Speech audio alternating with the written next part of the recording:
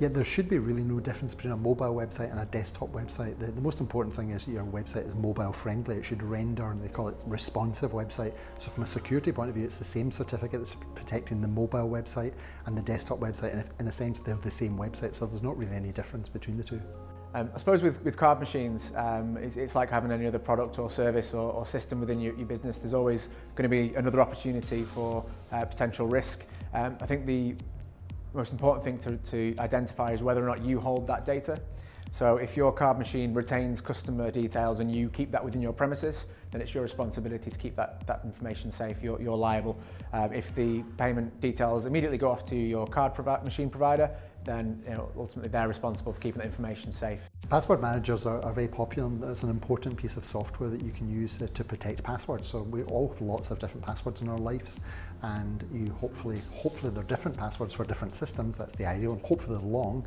And if my password's secret123, someone's going to guess it. So you have long, guessable passwords, but unfortunately long passwords are hard to remember. So use password managers to store these passwords in. And what they do, apart from storing the passwords, is they also auto-inject them into various websites. So if I'm logging into Facebook, I've got a big long password. I'm logging into my banking to do the business for the guest house. There's a big long password. I don't actually remember them. They're stored in the password manager, so that's the advantage.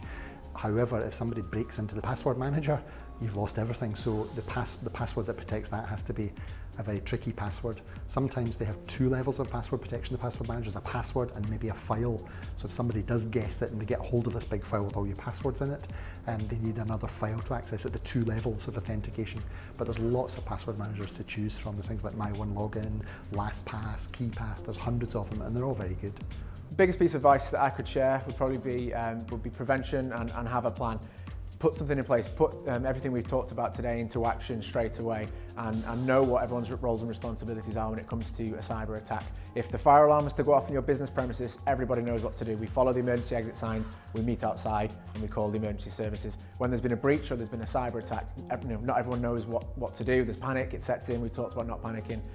We need to know what to do and what everyone's responsibilities are. So I would concentrate on sharing that message throughout your business, whether it's a big organisation or a smaller entity. Everybody needs to know. Your business is your world. It's everything to you. It's really important, but it might not be as important to the person in your organisation who only comes in on a Saturday afternoon for 4 hours and helps out. It's not.